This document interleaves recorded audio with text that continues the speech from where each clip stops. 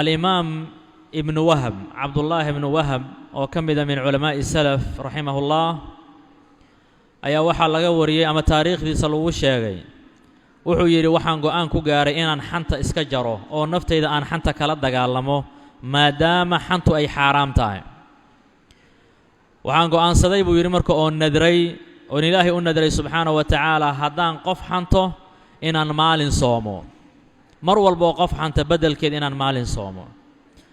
ayaan baan waday soonkii baa igu adkaaday buu yiri kadib waxaan niyeystay buu yiri go'aansaday mar walba qof xanto inaan ku bedelo hal dirham inaan sadaqaysto jacaylkii dirhamka la jecel yahay awgi ayaan xanti uga tagay buu yiri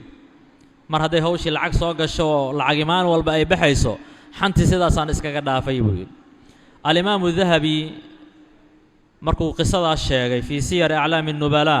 ayuu wuxuu yiri hakada wallahi kana al-ulama allah aan ku dhaartay culimadu sidaasay ahaan jireen buu yiri وعلماء سيداسي أهايا وحو يراد وهذه ثمرة العلم النافع علمك النافع مريه سوا كناوي وأرنتان وثمرة ذي مرك علمك أدبرتي حديثك كصامري آياتك كصامرتي قفل ببلها إسفيري يوم مكو دغنتي مسكو مدغمين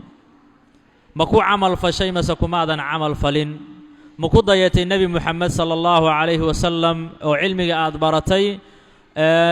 ما دقن جلسي سيدي النبي عليه الصلاة والسلام يا الصحابة دي أيو دقن جلي جيرين مسوات قرب مرتي قفول بهالكها كفيريو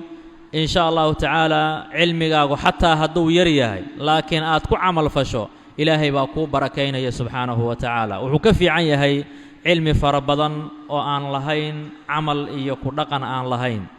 جزاكم الله خيرا والله أعلم وصلى الله على نبينا محمد